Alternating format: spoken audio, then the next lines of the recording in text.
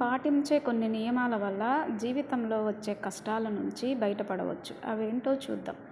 చాలామంది ఆర్థిక కష్టాలతో అనేక ఇబ్బందులు ఎదుర్కొంటారు. రాత్రింబవళ్ళు కష్టపడి డబ్బు సంపాదించినా అది ఎక్కువ కాలం నిలవదు. ఏదో ఒక రూపంలో డబ్బు నీళ్ళలా ఖర్చయిపోతూ ఉంటుంది. అలాగే జీవితంలో కష్టాలు వస్తూనే ఉంటాయి. దీనికి కారణం మీరు జీవితంలో చేసే తప్పులు కావచ్చు. కాబట్టి మీరు జీవితంలో పొరపాటున కూడా చేయకూడని తప్పులు ఏమిటో ఇప్పుడు మనం ఈ వీడియోలో చూద్దాం. చాలామంది మంచంపై కూర్చొని భోజనం చేస్తూ ఉంటారు. ఇలా చేస్తే ధనలక్ష్మికి కోపం వచ్చి ఇంట్లో నుంచి వెళ్ళిపోతుంది.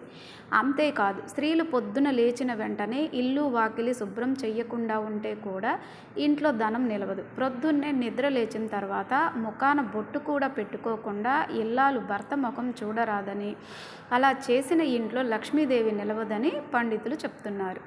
డబ్బులు మహాలక్ష్మీదేవి స్వరూపంగా భావిస్తూ ఉండాలి. కాబట్టి డబ్బుకు ఖచ్చితంగా గౌరవం అంటూ ఇవ్వాలి. డబ్బులు లెక్కించేటప్పుడు కొంతమంది నోటితో తడి చేస్తూ ఉంటారు.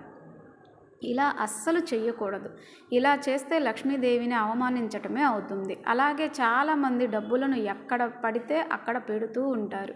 కానీ ఇది చాలా తప్పు. డబ్బులను ఎప్పుడైనా ఒకే చోట పెట్టాలని, ఎక్కడ పెడితే అక్కడ పెట్టకూడదని పండితులు అంటున్నారు.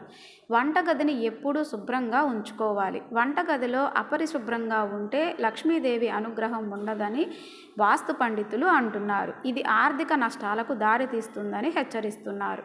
స్నానం చేయకుండా వంట చేయటం మంచిది కాదు. అలా చేయడం వలన అన్నపూర్ణాదేవిని, అలాగే అగ్నిదేవుడిని అవమానించినట్లేనని పురాణాలు చెప్తున్నాయి. అందుకే స్నానం చేసిన తరువాత మాత్రమే వంట చేయాలి. ఇలా చేయటం వల్ల ఐశ్వర్యం, ధనధాన్యాలు వృద్ధి చెంది కుటుంబంలో అంతా శుభం జరుగుతుంది.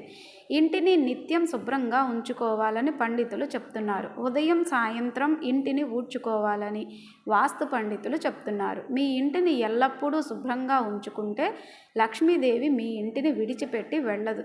ఈ రోజుల్లో చాలామంది ఆభరణాలు, నగదు, ఇతర వస్తువులను తమ బెడ్ కింద ఉంచేస్తూ ఉంటారు. కానీ ఇలా చేయటం వల్ల దురదృష్టం వెంటాడుతుందట. ఇది చెడు శక్తిని కూడా ఆకర్షించటంతో పాటు ఇంట్లో నెగిటివ్ ఎనర్జీ పెరుగుతుంది. అందువల్ల మీరు మీ పరుపు కింద ఎలాంటి వస్తువులను ఉంచకూడదు.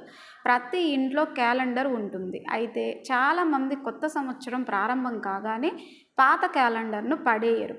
ఆ క్యాలెండర్ మీదనే కొత్త క్యాలెండర్ను వేలాడదీస్తారు. అయితే పాత క్యాలెండర్ ఉంటే దురదృష్టం కలుగుతుందట. ఎందుకంటే ఇది చెడు శక్తిని ఆకర్షించి ప్రతికూలతను కలిగిస్తుంది. ఈ రెండు మీ జీవితంలో దురదృష్టాన్ని తెస్తాయి. కాబట్టి పాత క్యాలెండర్ను ఇంట్లో నుంచి తొలగించి కొత్త క్యాలెండర్ను ఉంచటం ఉత్తమం. ఇలా చేయటం వల్ల అదృష్టం, ఆరోగ్యం, శ్రేయస్సు మిమ్మల్ని వెతుక్కుంటూ వస్తాయి. ఈ ఏడాది క్యాలెండర్ను ఉంచటం వల్ల మీరు వృత్తిపరంగా ముందుకు సాగడానికి, ఆర్థిక విజయాన్ని సాధించటంలో కూడా సహాయపడుతుంది. పని చేయని విరిగిన గోడ గడియారాలను ఇంట్లో ఉంచుకోవటం వల్ల దురదృష్టాన్ని, ఆర్థిక సమస్యలను ఆహ్వానిస్తుందని వాస్తు నిపుణులు పేర్కొంటున్నారు. కాలంతో పాటు ప్రతిదీ మారుతుందనే అవగాహన చాలా ముఖ్యం. కాబట్టి విరిగిన, ఆగిపోయిన గోడ గడియారాలను ఇంట్లో నుంచి తీసేయాలి. ఇంట్లో చెప్పులను చెల్లాచెదురుగా ఉంచినా ఆర్థిక సంక్షోభం తప్పదని వాస్తు పండితులు చెప్తున్నారు. అలాగే ఇంట్లో చెప్పులను ఉపయోగించే అలవాటు ఉంటే మానివేయాలని పండితులు చెప్తున్నారు. అమావాస్య రోజున భిక్షాటన కోసం మీ ఇంటికి వచ్చిన వారిని వట్టి చేతులతో పంపకండి. మీ సామర్థ్యానికి అనుకూలంగా వారికి ఆహారం, దుస్తులు లేదా ఏదైనా దానం చేయండి. ఇక దేవుడికి పూజ చేసే సమయంలో చిరిగిన దుస్తులను ఎప్పుడూ ధరించకూడదు. చిరిగిన దుస్తులు దరిద్రానికి సంకేతం. కాబట్టి శుభ్రంగా ఉన్న దుస్తులను మాత్రమే ధరించాలి. మన ఇంట్లో బీరువాలో డబ్బు పెరగాలని మనం కోరుకుంటాం. బీరువాలో డబ్బుతో పాటు కొన్ని విలువైన పత్రాలు, రికార్డులను ఉంచుతాం. కానీ మీరు డబ్బు స్థానంలో ప్రతికూల అంశాలను ఉంచినట్లయితే అది అనవసరమైన డబ్బు ఖర్చుకు దారితీస్తుంది. కాబట్టి డబ్బు ఉంచిన స్థలంలో కోర్టు కేసు పత్రాలు లేదా ఆస్తి పత్రాలు వంటి పత్రాలను ఉంచటం మానుకోండి. హిందూ సాంప్రదాయంలో రావి చెట్టును ఎంతో పవిత్రంగా పూజిస్తారు కూడా. ప్రతి ఆలయంలో రావి చెట్టు ఉంటుంది. ఇక గుడికి వెళ్ళిన తరువాత ప్రతి ఒక్కరూ కూడా రావి చెట్టు చుట్టూ ప్రదక్షిణలు చేస్తారు. ముడుపులు కట్టి తమ కోరికలను కోరుకుంటారు.